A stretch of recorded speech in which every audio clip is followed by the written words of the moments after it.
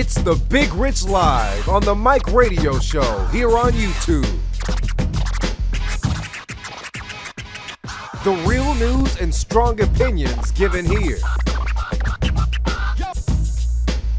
A platform to chop up game with the family, you dig?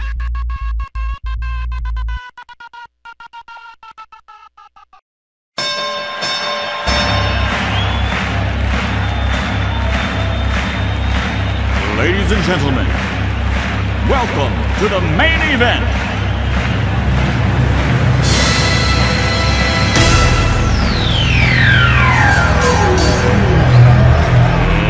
Let's get ready to rumble!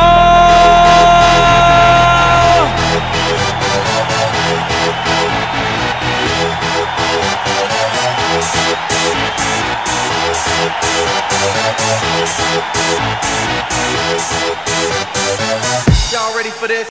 Cut the music. Just cut the music. I'm not even in a good mood. This has been a crazy week. Didn't really have anything to do with me personally, but I'm not going to be what's good and all this. Everybody know me. I'm Big Rich, and this is the Big Rich Live on the Mike Radio Show here on YouTube, and we got some shit to say. We got some shit to cover. Now, I'm telling you straight up that I'm going to do a little cussing. God forgive me, my mama, you know, I know she's in glory looking at me shaking her head, but mama, I'm going to have to lay it out for a little bit because I'm real irritated about the news that has come out in these last couple of days since our last show. If you don't know our social media platforms, boo for you. You know what I'm saying? Maybe after I finish on my little diatribe, I'll give it to you. But right now, we're not even trying to go that way. We're going to get right into that. We're going to talk about the 3 decisions that has happened in law enforcement, things that have happened in law enforcement.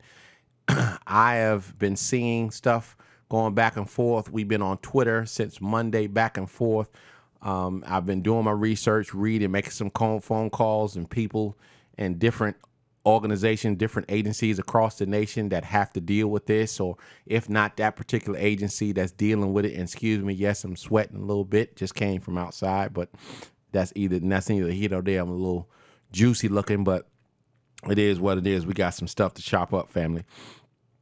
So today is Wednesday. So yesterday we find out that the DOJ, that for y'all that don't know, that's the Department of Justice, headed by Jefferson Beauregard Sessions, the former senator from the great state of Alabama. Alabama tried and true, racist to his core, a straight bigot and an idiot, leading the #1 organization in the country. We found out yesterday that per DOJ, the cops who shot Alton Sterling will not be charged.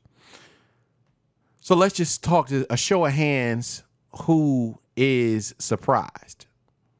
I'm not surprised. I'm not surprised at all. Not surprised, A, that this has happened because of Mr. Beauregard, Mr. Sessions, who's up there, who just basically just threw this out. Now, those who don't know, because I know I get a lot of subscribers, I get a lot of people who watch these shows that are not subscribers. I mean, look at it. I'm averaging between 19,000 and 23,000. I think the highest I've ever gotten was 100,000 views on a particular show. And I have, a little less than 1,400 subscribers. Let me get comfortable here, because my back tighten up, after a while. So I'm going to get comfortable here because we got a long show. Okay. So those who don't know, okay, I am a retired police officer. Okay. Let's go back to when I was a teenager. I spent 6.5 years in the United States Air Force fighting for this country. I served through Desert Storm and Desert Shield, or Desert Shield or Desert Storm. Got out, joined Orlando Police Department, Orlando, Florida, and been there for 23 years. During that time, I started in 1993. In 1994, I was wrongfully terminated for what they call false reports and bookings. And the reason I'm saying this is because I don't want anybody to sit up there and try to throw, junk. I'm letting you know. Wrongfully went to court, produced all of the evidence showing that I did nothing wrong, and was immediately brought back, made whole. That's what that means is I was paid for the time that I was gone, which was 9 months that I was terminated. I was also giving back time, giving back all my money, all my vacation time, anything that I would have gotten when I was, when I was working or if I was working, I got that all back. So let's get that out the way, okay? During that time, I cannot remember how many foot pursuits, how many vehicle pursuits, how many fights, how many resistings, how many knockdown, drag outs. We all over the place, dog piles, brawls, riots, all of this type of stuff that I've been involved in. I've been shot at. I've had a gun pointed right at my face, right at my eyes, in between my eyes. I've been shot at before. I've never pulled my trigger of my gun outside of a training scenario. Let me repeat that.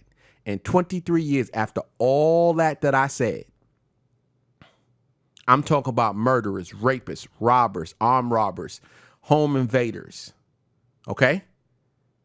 I have never, ever pulled my trigger in malice outside of a training scenario, either the gun range where we're shooting live rounds or in a simulation room where we're using simulated rounds. Why? I just told you what I went through. Guarding the Klan and everything. I've told you what I've gone through in my career. I put my career up against anybody's. Highly decorated. And again, I'm saying this because when I say what I got to say, when I talk what I need to talk about, I don't need nobody coming back and saying, oh, well, how do you know? I'm telling you what I know. I'm not telling you what I heard. I'm not telling you what I surmise. I'm telling you what I know. I've been there. You might ask me, well, damn, is Orlando like New York? No. In my mind, there's two agencies or two areas that put Orlando to shame. And that's just because of the per capita. They just got a bigger population. That's Tampa and that's Miami. That whole Dade, Broward County area. You follow what I'm saying? So this is why anybody who knows me, when they be like, when I meet another retiree or somebody who's not retired, they tell me they from NYPD, LAPD, Boston PD, Atlanta PD. I be like, oh, you work for a living. You feel me? So I am not trying to correlate what I might have went through with everybody who's ever been a police officer, no matter where they work. But what I am telling you is I know when the bullshit or when the bullshit, let's just break it. When the fecal matter hit the oscillator. How about that? That means when the shit hit the fan. I can tell you what needed to be done and what needs to be gone. We look at this Alton Sterling thing. Piss poor training, piss poor hiring process, and a stereotype that is indicative, unfortunately, to a lot of our law enforcement officers. Okay? First of all, there's two of you, there's one of him. He might not be 100% compliant, but he ain't fighting you neither. You know how that whole situation, how that whole scenario goes? I asked all my partners who we worked together for over 20 years. I've asked other people who have worked with me how that goes. You roll up to a situation, you see the person who fits the description. He might have a gun. You walk up to the person, you put your hands on, you don't grab him, but you put your hands on him so you're now connected to him. Now you can feed off his energy. You know what's going on. Hey, bro. And this is just me talking. Obviously, if I'm Caucasian, I might not say, hey, bro. I would say, hey, bro, look, relax. Relax. Okay, we got word while I'm moving in on him. We got word that you might have a gun. Don't make no moves. Everything cool. Don't make no moves. If you got a gun, you need to let me know right now. Don't reach for it. Let me know what the deal is. Because if we got to take you down to the ground, it's not going to be pretty. Okay? Period. Now, does that work all the time? No. Some of them be like, man, F you. And they take off running. That's 9 times out of 10, that is what's going to happen. They might push you off and run, but the majority, if they're going to resist, they're going to run. I'm talking about black people now. Okay? So that's how you roll up on a situation. Guns should have never been pulled in that close proximity. Think about it now. Watch the video. And we're not going to play the video here. Watch the video. How the hell do you plan on controlling somebody when one of your hands is trying to grab his arm, the other one, which is your strong hand, is pointing a gun at him, and then your mind is running in the we call it the OODA loop. Your mind is thinking, okay, I don't want to die. I'm scared. I don't want to cover my partner. Cover means I don't want to point my gun, the barrel of my gun, at my partner's head. I don't want to shoot my partner. I don't want to shoot myself. All this is going on. It didn't have to end that way. If you have people who are not only trained, but if you have people that have common damn sense to learn how to assess a situation and then go from there, you don't have that death. You don't have a shot fired. But believe it or not, most black people, and I don't speak for, I'm not like this black messiah, but I know a lot of black people, and I am black. Most of us scared of the police. I just finished saying that I'm a 23-year veteran. I'm scared to get pulled over by the police. I don't want to get pulled over by the police at all, period.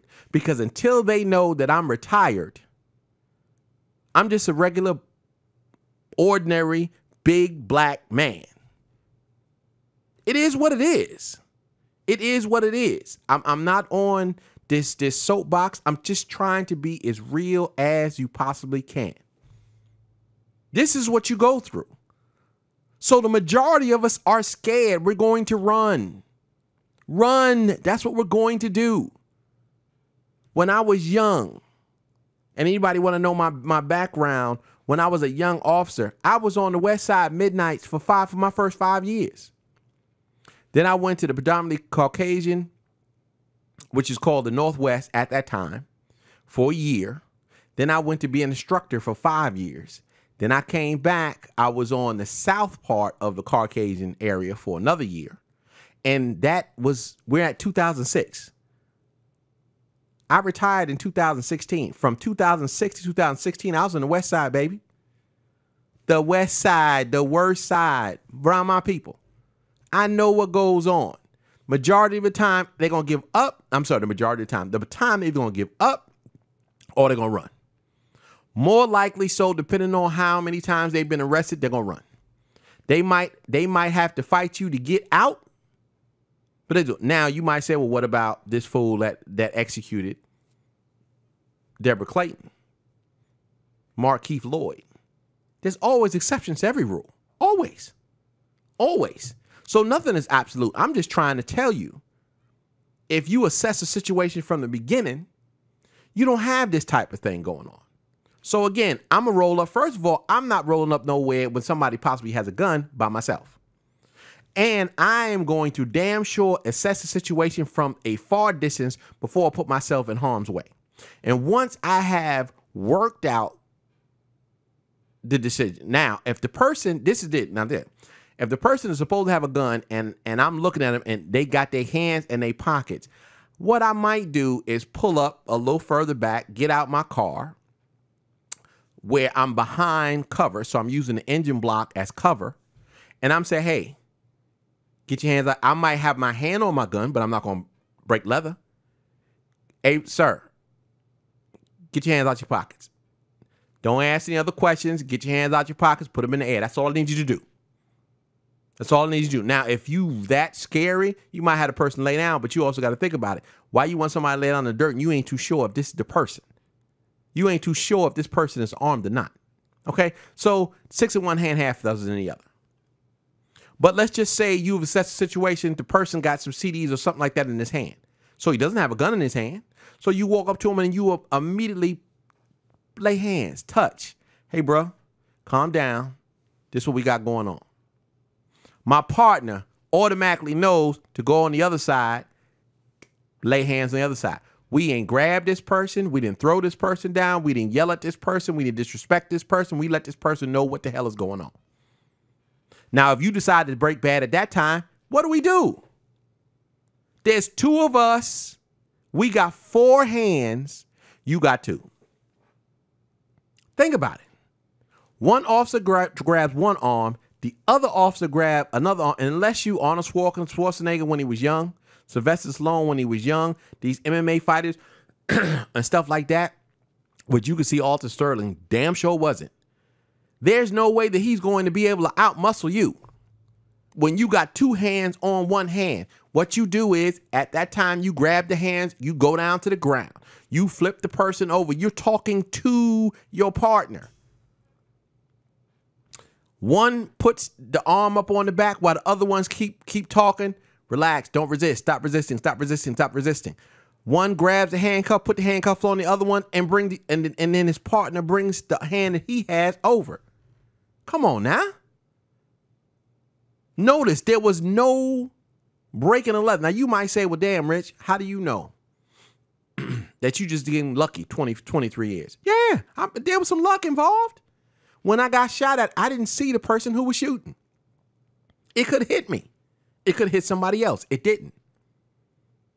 Okay? There's a lot of luck involved. But I have confidence in a couple of things. I have confidence in my training. I have confidence in myself. And I have confidence in my ability to talk to people who don't look like me and people who look like me. You feel what I'm saying? Somebody had suggested or had asked me this, and I was like, you know what? That is something that needs to be suggested. There should be a question. When you're trying to be a police officer, right? I'm going to set up a little bit. When you're trying to be a police officer, you have to do what they call the pre-application, right? If you don't want to ask in the pre-application, that's fine. If you be like, well, we want to get them past that process, because the pre-application is sometimes free. A lot of times it ain't but $20, $25, something like that. Soon as you get to the regular application, there should be a question in there somewhere saying or asking, have you had a personal relationship, personal interaction with somebody who do not look like you or is of another race? Because see, if you put somebody don't look at you, okay, well, he don't look like me. I got red hair, he got black hair, he don't look like me. No, so you got to break that down. If so, give examples. Oh, well, I played college football and my roommate was, African American, or I went to, I got a scholarship, not a scholarship. I have a bachelor's degree in criminal science, criminal justice, and my roommate was a Korean or Asian, of the Asian descent. Okay, so now when you get into the room, when you're being interviewed, it's like, okay, well, I see that you had an Asian girlfriend and you had one of your bandmates was Hispanic. Okay, have you had any interaction with African Americans, or how deep was your relationship with this particular person? Now you might say, what does that matter? It matters a lot. It matters a lot because studies show, and again, I was instructed, so I know, at least in the department, there are a lot of officers, mostly Caucasians, who come into law enforcement who have never had an interaction with anybody who does not look like them. What does that mean?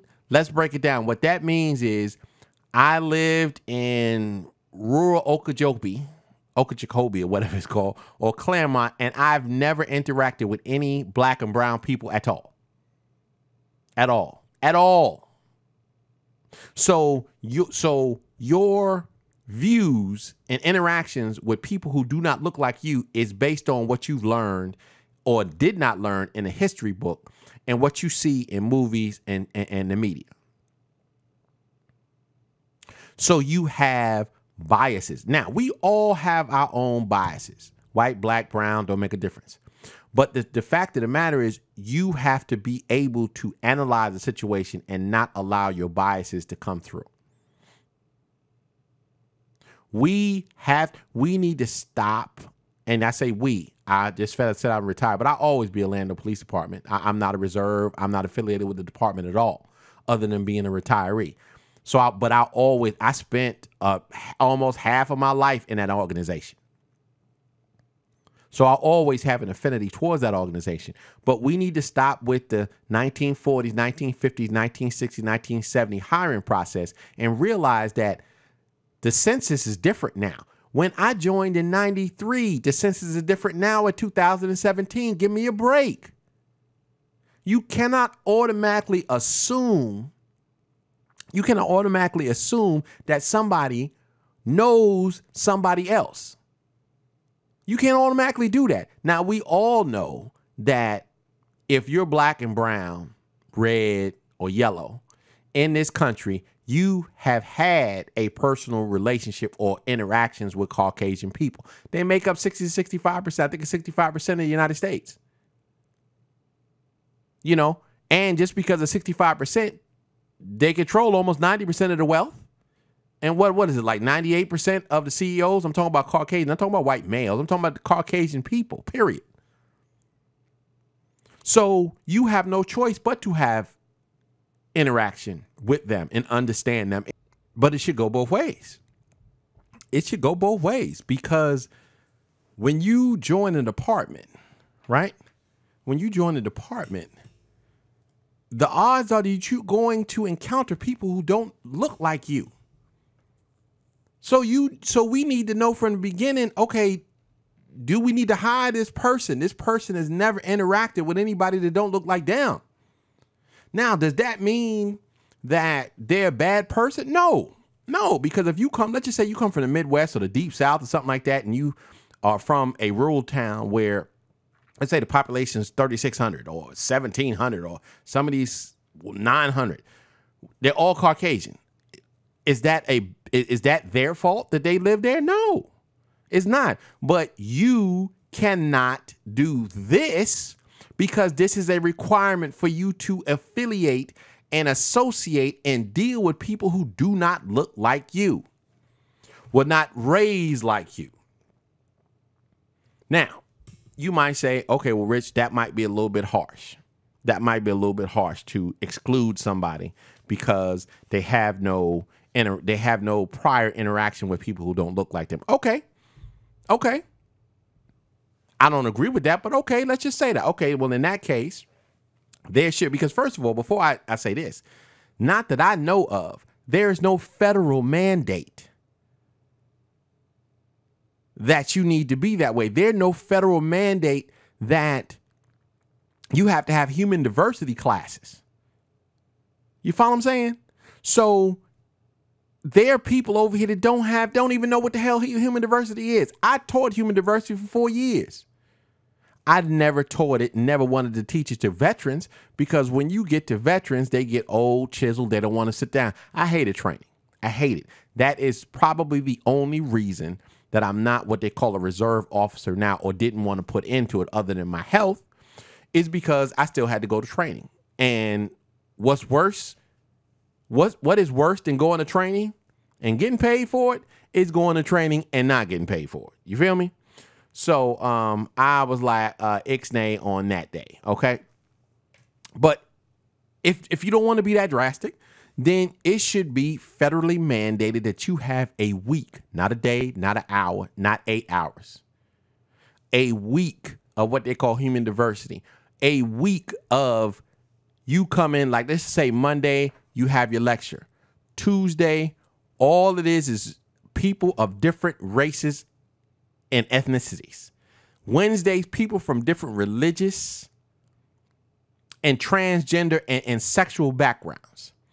Thursday, you can have people who are now in the parole system, probation and parole system. And then maybe Friday, you have people who are now serving life or serving a significant amount of time in there. Why you might say that is because sometimes these are the type of people that you're going to deal with. So the first thing that the first encounters you have with them should not be on the street where it's a life and death situation in your mind and you already coming in with preconceived notions. What we used to do when I was in training, okay, is I got all my partners and they would dress up. We had houses and we had cars and stuff like that were training cars and training houses. We used to get dressed up. They used to have to go in and out, domestic violence situations, felony stop situations, regular encounters, building searches, all of this. We used to have it all day. It used to be 2 days, all day. They would have it in and out, different partners, different scenarios. You'd have to jump on your feet. You would have to understand how to deal with. You would have to be taught and shown how shit can hit the fan just like that. When I left, I think it lasted maybe a year and a half. So I would say, and I could be wrong, but I would say from 2008, 2007, 2008, I think, no, 2008 is too far. So 2006, 2007 to when I left, they no longer do that. They no longer think that it's necessary. I have people who I've trained and come through my training. They now, because like I said, I've been gone for 10 years from the training. So that means everybody who came in the first people that came in my class, they have like 15, 16 years on the department now. They still bring those scenarios up and they still thank us for what we taught them, because when they went out on their own, they had already a working knowledge of what could happen because we put them in the worst situations. So everything else, they be like, shh, I was in there, when I was with Officer Bailey and Officer Ray and Officer Hightower and stuff, we had foot pursuits and knockdown drag-outs, and we had, building searches with guns and all that type of stuff. I can do this anytime. I can do this. What is the argument between this, that, and the third? Somebody say they got a weapon on them. Oh, I can handle this. So you have stuff like that, Second one here. Slagger. This silly ass from South Carolina. Pleads guilty to Fed charges. State drops the charges, drops all the local charges, and the judge the sentences. Now, the federal charge that he will play guilty to is, I'm just paraphrasing, it's like basically excessive uses of force, something like that, And that charge is up to life. Well, the feds agreed to ask for what the equivalent of second-degree murder is, which is up to 25 years. But it's still up to the judge. This is the problem I have with that. This man here shot this brother in the back. Shot him in the back. Right? Then ran over to him, didn't render aid at all. Ran over to him and planted or dropped the taser like the way he put in his report that the man grabbed his taser and took off. Now you see all of that, and you still got one person in the jury, at least we know of, one person in the jury that can't convict. When is enough enough? I'll tell you when enough is enough. Enough is enough when good white folks, and I know quite a few of them, my last squad, love them to death. There was 2 African Americans on that squad. 2 African Americans, 1 Latin, 1 Asian. We had 11 people on our squad. Okay, so the rest was Caucasians. Love them to death. Actually, no, that's a lie. There was another sister on our squad. Love them to death. Each and every one of them. Okay, when good white people stand up, take their head out of the sand, take the blinders off, look at the facts as they come out, do your own research, and then you say, this is unfair and enough is enough. And then it'll stop. It will not stop completely until then. Why? Because African American, my people make up 13%, depending on what census you look at. 13% of the population. That means if every black man, woman, and child stood up and said is enough, it's only 13% of the population. You're not going to make no real change. I just finished saying that Caucasian Americans make up 60, 65%. I think it's 65%. My numbers might be off. You know, I think Latinos make 20%. We make 13%. Asians make 5%. Something like that. You know what I'm saying? So they need to stand up and say enough is enough. What bothers me, well, there's a couple of things that bother me. What bothers me is when stuff like this happens, right? You get some idiots in the family want to sit up there talking about they forgive. Forgive what? What you forgiving for? You know, you just take all the sales out. I've said this before because it was told to me. And it was told to me by an old Caucasian lady. Love her to death. She was like, you know what I notice? African American as a whole, because you know you got to speak in general terms when you talk as a whole, are gentle people, forgiving people, if you will. You think about it. When the Europeans came to Africa, when the Europeans came here, they were greeted for the most part with open arms. And they were screwed at the end. But that's not neither here nor there. We are quick forgiving people. Sometimes you got to be like, I'm not forgiving. What am I forgiving you for? No. You need to rot in hell for everything that you've done. Because had you have done your job, had somebody above them did your job, you might have never been a police officer. And if you was a police officer, they would have either fixed your issues or got rid of you if they was doing their proper job. So you still have this person, people. I've said this before, and I'm sort of contradicting myself when I was saying that you really can't get tied up. Okay, this person didn't go down for this, but they wind up going down, period. They wind up going for this, so they going. And that's the same thing with Slagger. You know, a lot of people saying, well, he should have went down. He should have went for murder charges and got life, and he got this, and he'll probably get 25 years. I think he'll probably get 10 to 12. I think so. You know what I'm saying? Now, the good thing is the years that he get, because it's federal time, he got to do it all. You follow what I'm saying? So because he got to do it all, we don't know what the judge is going to do. So, you know, some people say it's a victory. I don't think it's a victory. When you have a situation like that, it's kind of hard when the video is so stoic like that. It's kind of hard to roll that out. You know, everybody was saying, you know, not everybody, but a lot of people sitting around there saying that the juror that held out in a state trial, oh, well, you know, he was pro this and this, that. No, he was a racist. That's exactly what he was. He was a racist and a bigot. Because there's no way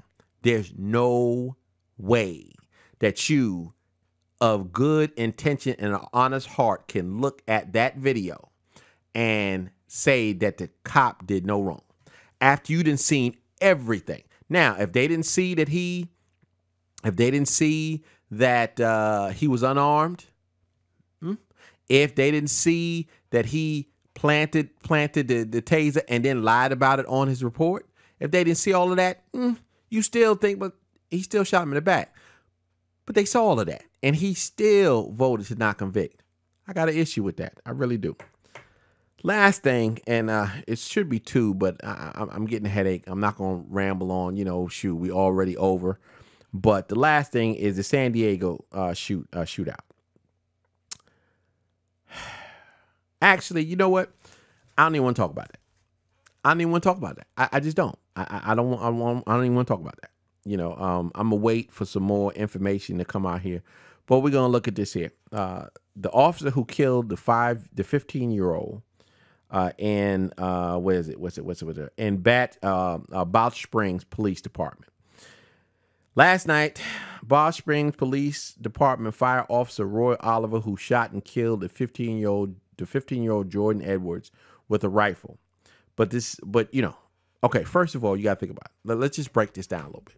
They were on a call. They was responding to a house party that might have gone off the rails. Okay, it's a house party. House party, not a club, not a park.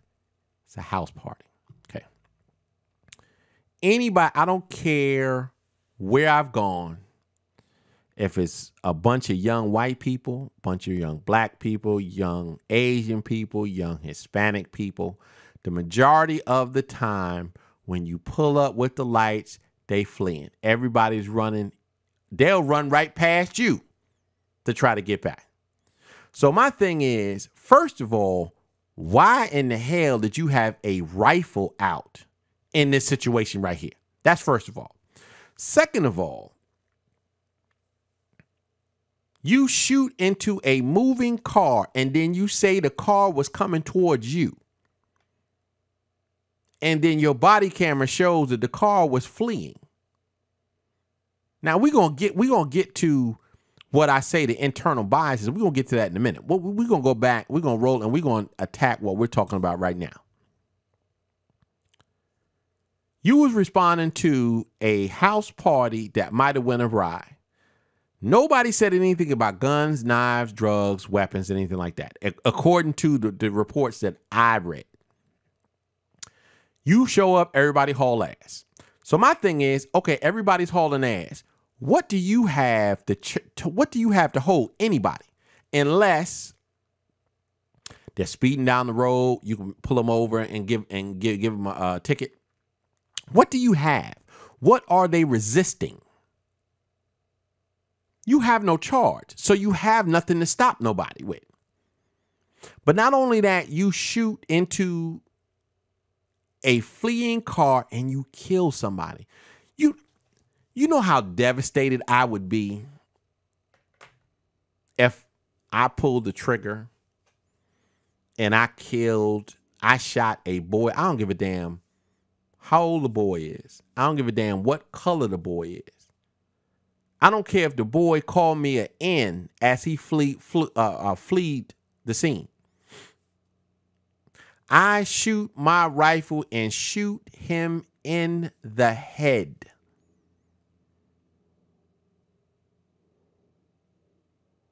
Long pause, because I can't even imagine that. I can't even imagine the morality of people. Some people has gone. It's almost like it's never been. How do you do that? How do you do that? And then lie and say, oh, the car was coming towards me. Now, we're going to get to the bias in people's minds right now.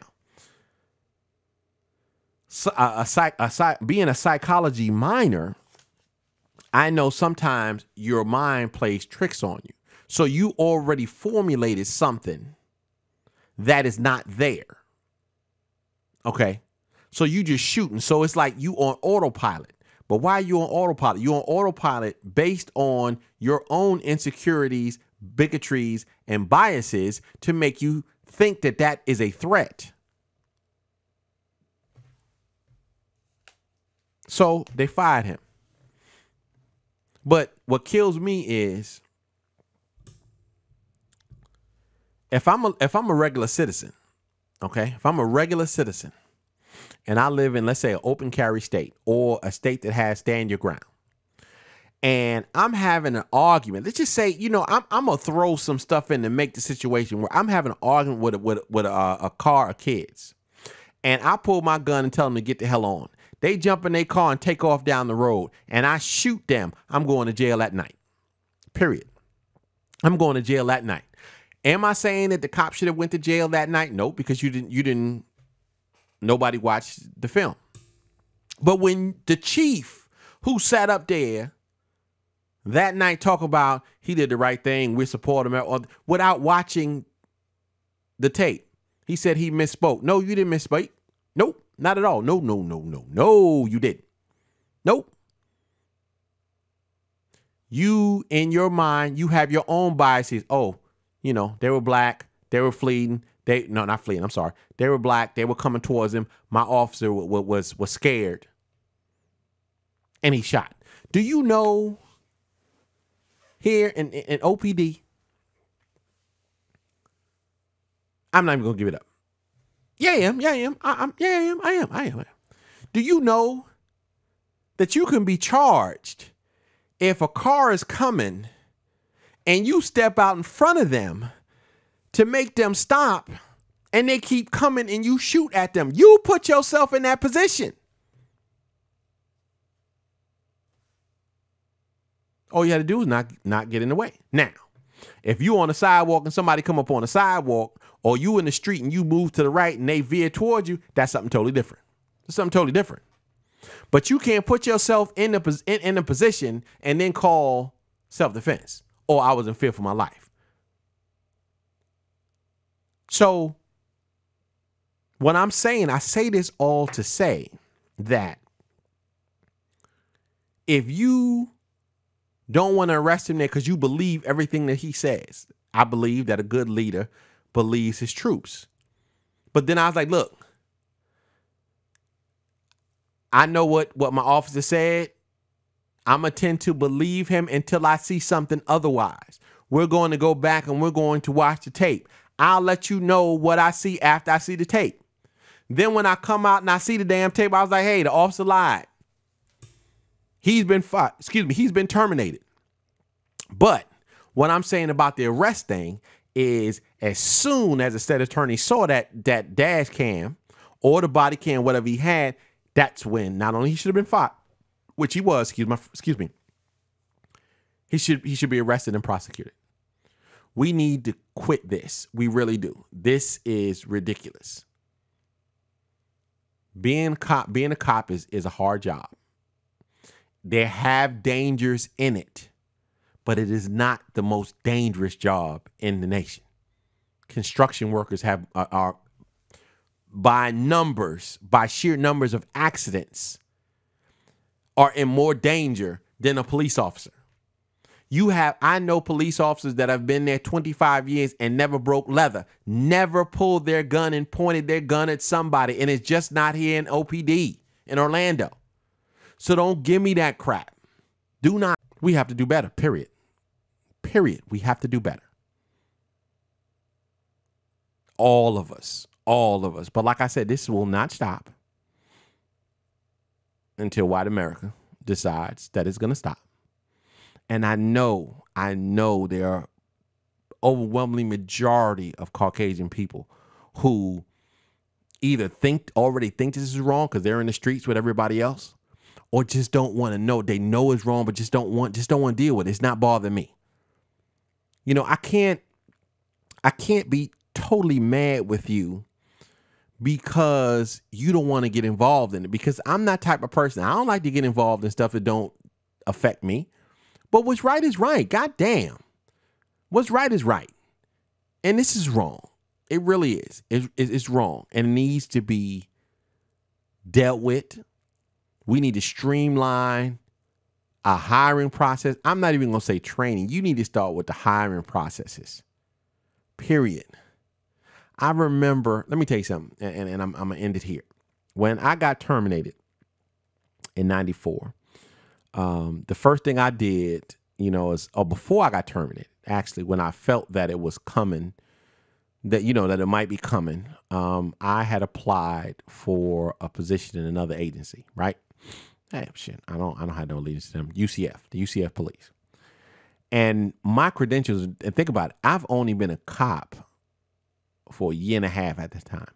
But my credentials were so good. College graduate, veteran, law enforcement certified, all of that.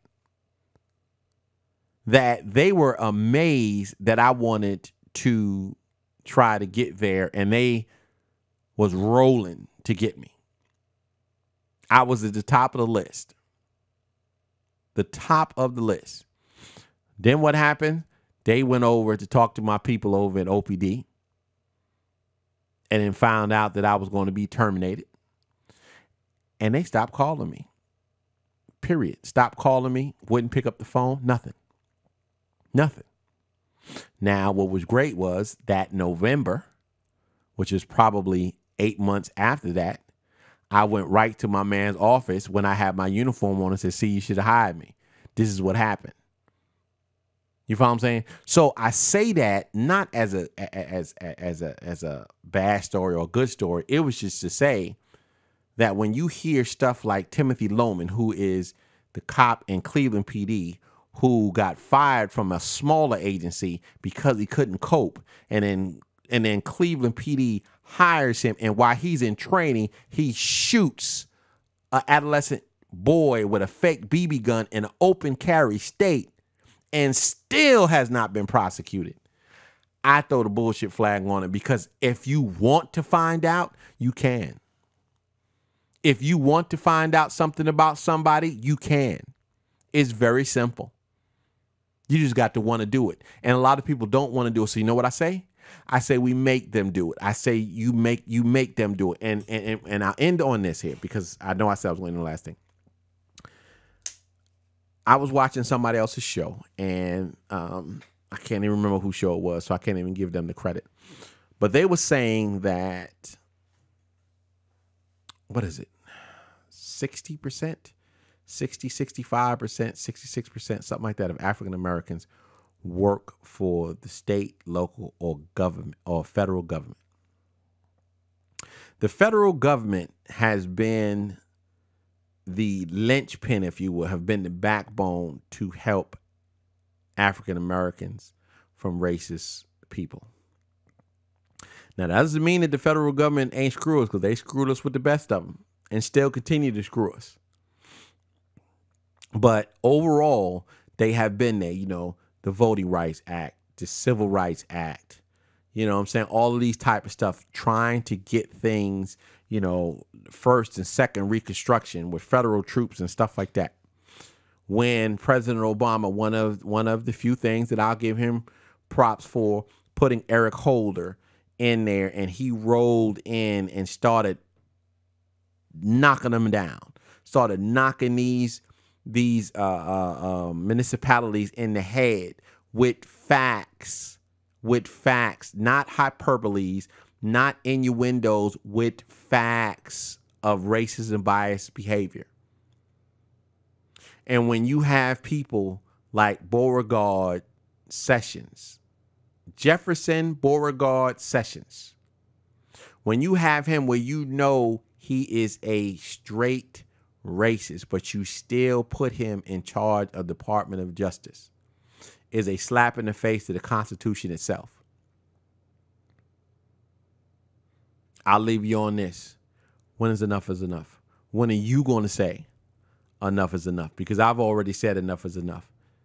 And that's what I do on this platform. Now, I know I talk about positive stuff and negative stuff, and this has been pretty much negative the entire time, but I'm sick of it. I'm through. It is what it is. It's time for this to stop. It's time for people to do what's right. Period. Quit letting a small minority of powerful people dictate how this country is run and how people who do not look like you are treated and dealt with. There is a problem in this country. It is the same problem that has been in this country, that has been choking this country out, has been a stain on this country, is bigotry and racism. It continues to manifest itself in this country in almost everything that we do. Everything that we do. You think about it. This, and I know I keep saying I'm in it, but let's just think about it. I said 60, 65% of African Americans work for local, state, and federal government, right? Unemployment is 35%. What does that leave? You do the math. If it's 60%, it leaves 5% work in the private sector. Why is that? Why is that? And again, give or take 2 or 3% or not, check my numbers. They're going to be pretty damn close. That's it. I'm going to steal something that Willie D says on his things here. Instead of giving my warm goodbyes, I'm just going to say no more talk.